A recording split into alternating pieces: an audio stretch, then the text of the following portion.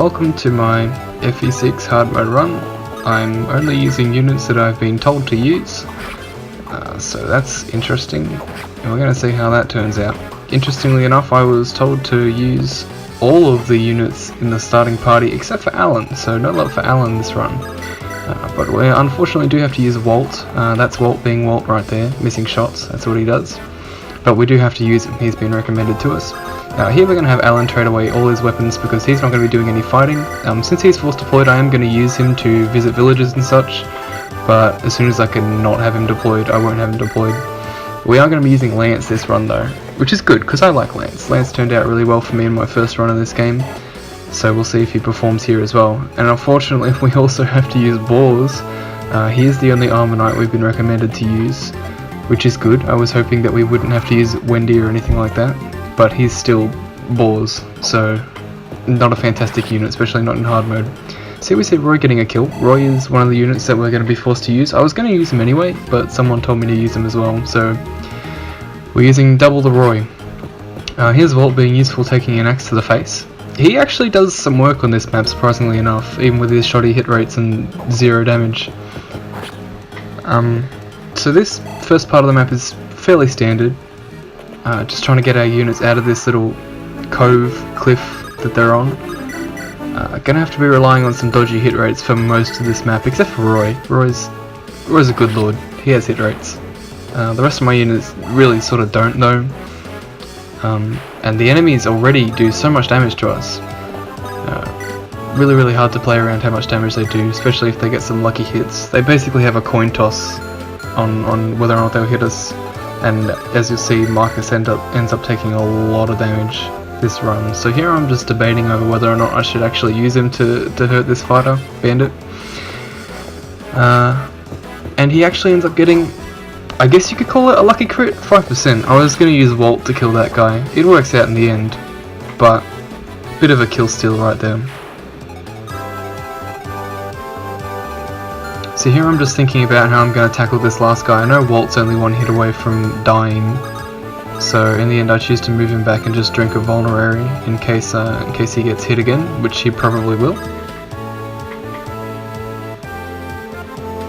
Here I'm just checking to make sure he actually has a vulnerary.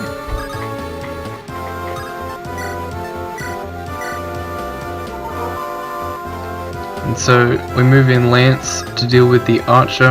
I figure that it'll stop him from getting close to the rest of my units, which are way squishier. Just checking to make sure that he's not in range of too many dangerous enemies. He is going to have to dodge a little bit because there's a few axe fighters around, but he's Lance, he should be fine with that weapon triangle advantage. And I need to chip this archer as soon as possible because he's a bit bulky. And here we're going to have Boars actually do something. Even with shoddy hit rates, he's coming through, doing some damage, and he won't die in 3 hits. Well, he will die in 3 hits, but he won't die in 2 hits is what I meant to say. So, helping out. Alright, so we're going to have Lance do some dodge tanking here. Just a little bit. I tend to get a little bit unlucky with the RNG in this game. I get hit by a lot of low percent axe hits, but that's FE6 for you. That 1% crit is pretty scary considering I had a 5% crit earlier, but luckily he doesn't actually hit at all. So here we're going to have Lance visit this village. I do have him visit the houses as well. I don't really know why though. I know that none of the houses in this game actually give you anything except tips and world building, so I'll probably just not visit any of them for the rest of the run, although I do visit the 3 in this video. I believe I skipped the last one. So here I'm just figuring out if Boars hits this, Wolt can get the kill, and luckily he does. He's come through with that double 56, and Wolt is going to be our boy here and actually hit something as well. So that's one less threat to worry about.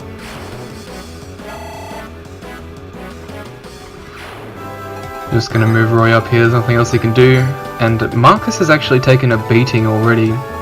All these low percent axe hits really do add up when they do 8 damage per hit. So we're going to have him chip down this fighter. I believe he also gets hit here as well, yep. So he's already 1 hit away from death. If I get a little bit unlucky here, that's a dead Marcus. and we're going to have Lance continue to hit the archer because he really needs to die sooner rather than later. And I figure that it doesn't really leave anyone else exposed except Roy for me to do that. So here this bandit's going to go for Marcus, of course, because he can kill him, but that doesn't happen.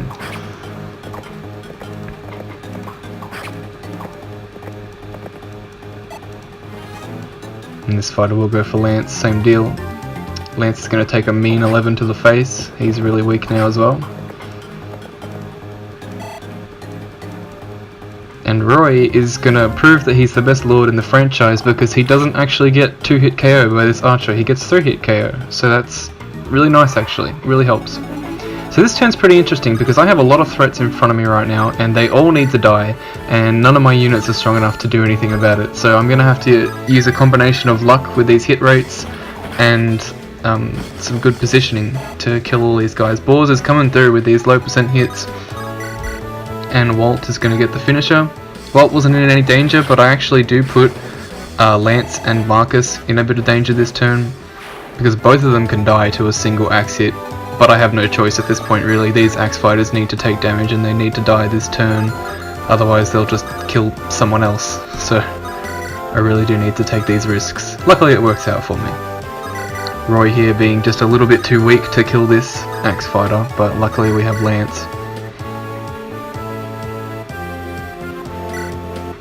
Well, a combo of Lance and Roy, of course. Lance himself is in no way strong enough to kill this man on his own, because why would a trained soldier be stronger than a bandit? Here I was just checking to see if Marcus could one-shot this guy with the silver lance, but he's 1 might short, 1 strength short. I was trying to keep him safe, but he dodged anyway, so we're fine. And here we're going to have Roy being a good lord and get the final kill.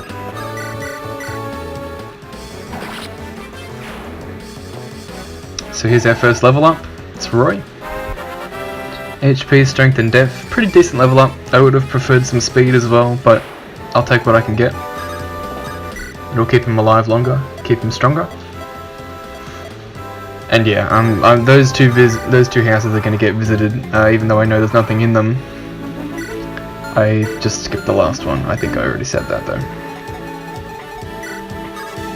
So here I'm just checking on ranges and health and stuff. As I said, both of my main cavs are really low. They can both die in 1 hit if I get unlucky, so I'm going to move them forward and have them both drink a vulnerary just as insurance basically, make sure neither of them can die. It's not likely that either of them would, but this is FE6, so I don't really trust the hit rates in this game. Just be moving up Boars, Wolt and Roy outside of the range of that fighter, so they're close enough to help, but not close enough to die immediately.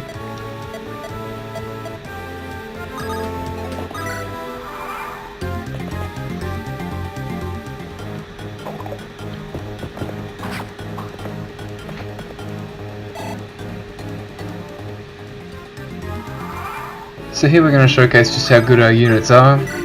None of them double this guy except Marcus, and most of them take a bunch of damage in return. Here's Lance missing a 92%, get used to that for the rest of this series. I have a feeling we're going to be missing a lot of high percent hits, but again this is FE6, so at this point I'm less surprised and more just disappointed in my units for being bad.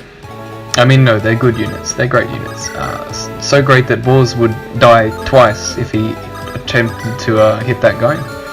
Luckily he doesn't, and Marcus will take that kill. XP stealing, definitely.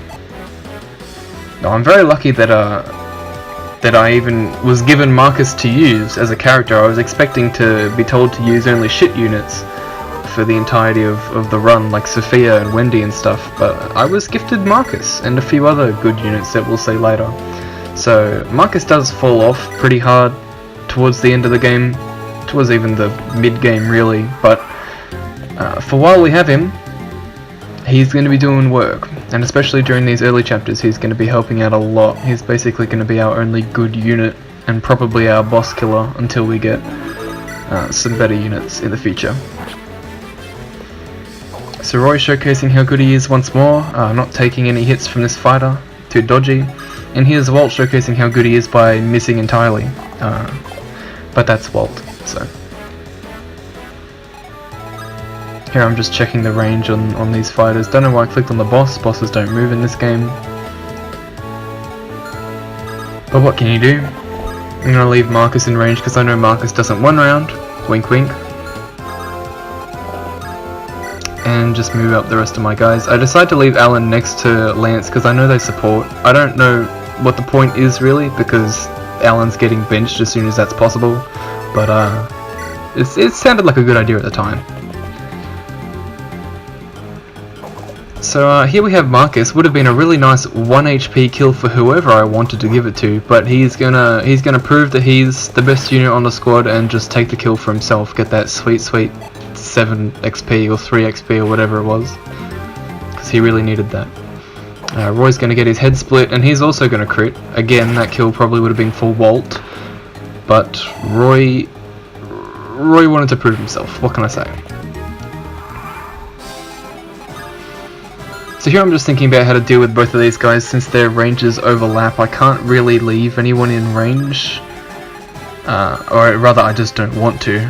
I don't want anyone to take 2 hits from anything. So I decided to just move in and let them come closer.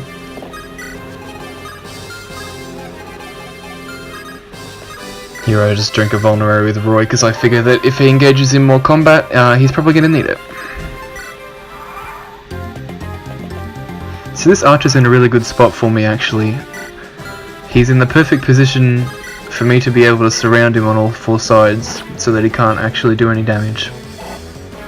So we're going to hit him with Roy. I'm going to deal with this fighter with Marcus just because he's pretty much the only one that can do meaningful damage in 1 round to these fighters. It leaves them at a good amount of HP for Wolt to come in and be a good unit.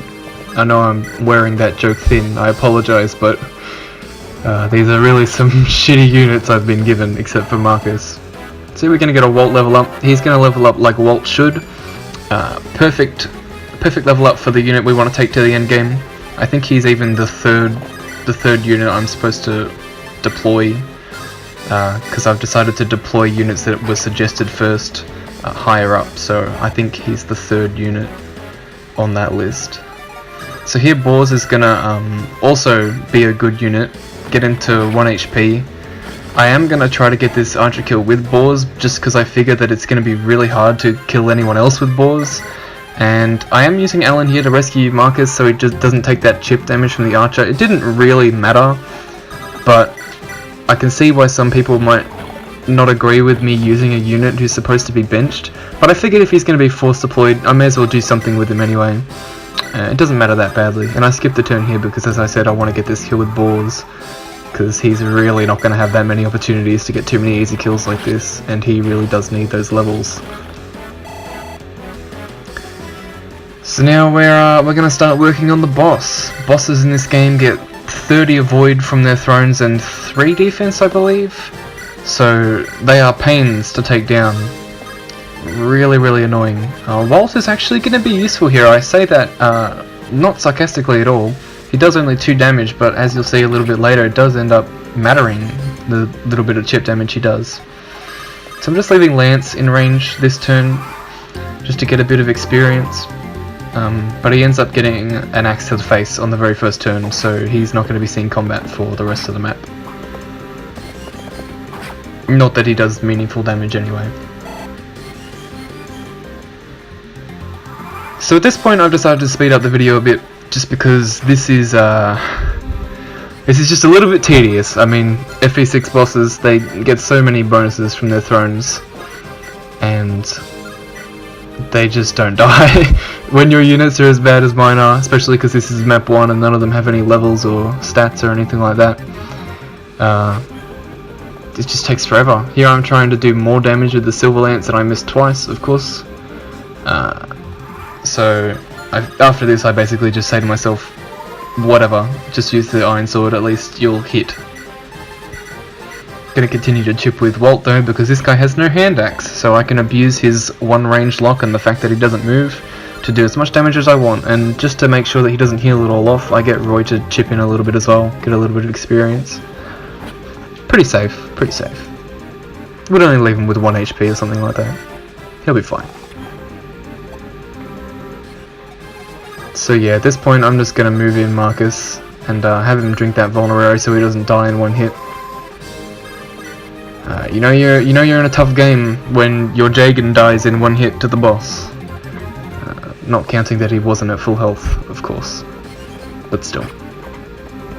So this is where Wolt's chipping actually comes in handy, because if Wolt missed this shot, it would have taken Marcus an extra turn to get this kill. But since Wolt hit, Marcus gets the kill. Of course he has to take that little bit of extra damage on the way out, and he's taken a lot of those low percent hits this run. And with that, we've cleared the map. Thanks for watching, and I'll see you on the next episode.